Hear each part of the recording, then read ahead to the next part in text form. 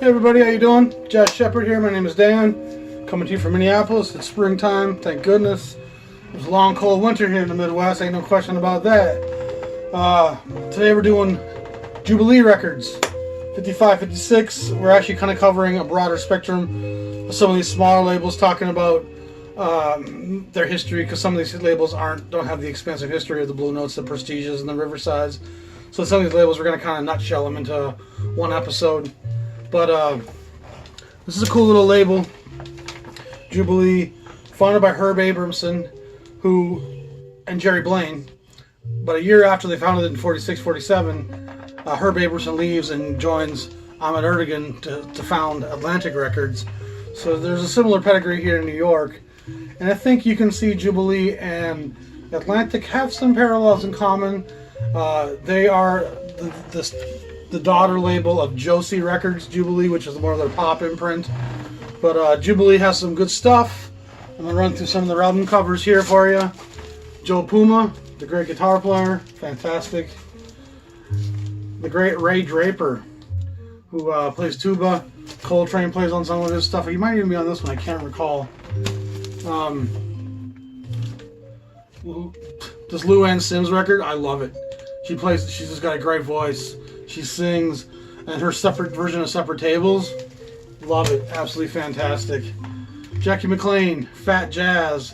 McLean had some interesting records at this point. I think that's the one that's the reissue of the Ad-Lib record. Della Reese has quite a few records on Jubilee. So you see, like Atlantic, they got kind of a gospel blues thing at times, as well as jazz in the 1000 series. Herb Geller, who has a number of records on Embassy, which we're going to get to soon.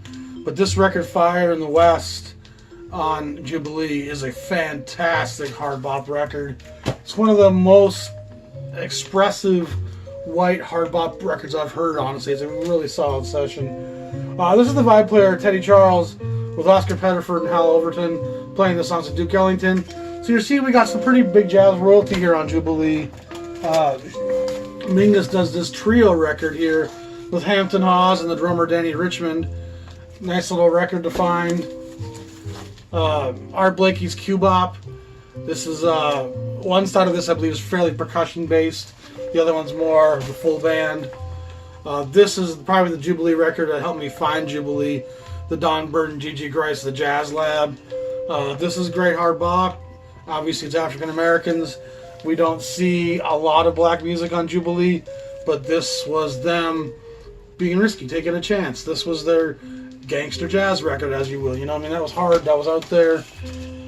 Randy Weston, just like with Don, the piano player, he's got a nice little record here on Jubilee. Jackie McLean, another fantastic record. I can't remember if this one or the other one that's the reissue of the Ad-Lib. Someone will, I'm sure, tell me in the comments. Dorothy Donegan, a nice little piano player. She played until she was an old gal out east in some of the clubs and theaters. Great player. I love this album cover. Jack Kelly Trio, Most Beautiful Girl in the World. Is that Jack Kelly the actor? Also the piano player? I'm not sure. I tried to figure that out. I couldn't figure out who that Jack Kelly was. Wasn't much to be found on that at all. This Ethel Enos Sings Lullaby for Losers is such a great record. Just a beautiful singer. Jubilee goes to a label later on, but these old pink Jubilees, if you can find them, nice heavy vinyl. They sound great, and it's good stuff. You know what I mean? She has a real bluesy gospel inflection. She has a lot of the agony and sorrow of Billie Holiday. I believe she's a Baltimore gal, kind of like Billie Holiday. So she seems to really come from some of that same sorrow that Billie speaks from. And every song I heard on this record, Dreamer, Dreamer, Blue Prelude, Love for Sale, I think I've played half the songs of this at my Saturday brunch gig over the last few months. It's just a great little record. It has a wonderful feel to it. And then the great Gene Harris. This is of Blue Note 3 Sounds fame. Before he was on Blue Note, he had 2 records on the Jubilee label. As my friend Jean-Michel Sebastian has taught me, Gene Harris sticks around a long time, and in the 70s and 80s, he's actually becoming a better player and almost incorporating some chamber type music and classical type, but he's still just an incredible improviser with an incredible blues and funk bass playing that really feels rhythm but can throw all types of arpeggios and just incredible melodies. Boy, he's one of the truly unheralded and underappreciated players in jazz. The 2 albums he does on Jubilee are pretty tough to come by, but Gene Harris Blue Notes are everywhere. Those 3 sounds are everywhere. They're often for $5, $10 and people pass them up. 3 Sounds records are the bomb. You know what I mean? They're not meant to be played while you fight the demons on the top of the Carnival Hill.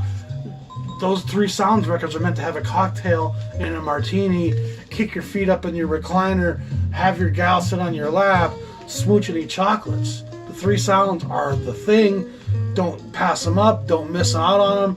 And as I said, if you see later Gene Harris stuff, I know I'll be looking for him because of what my friend showed me.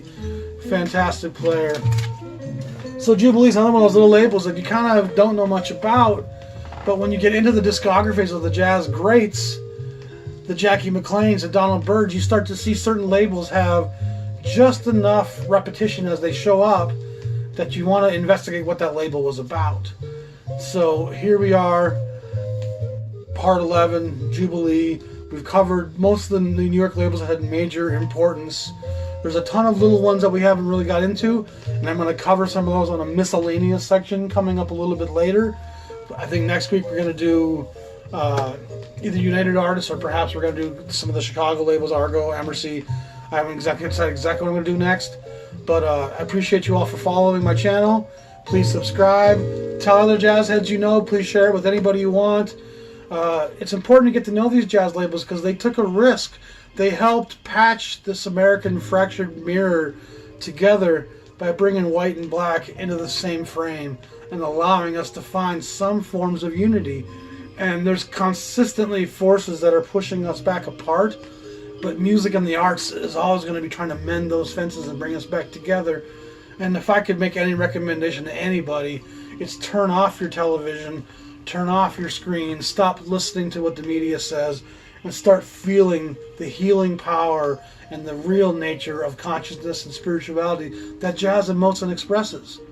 There's a lot more healing and positivity from love and from embracing each other than there is from the hate and fear and damage of ignorance that's spreading across the globe in this rise of nationalism and fear and hate. There's nothing to be afraid of. Only the elite need you to be afraid.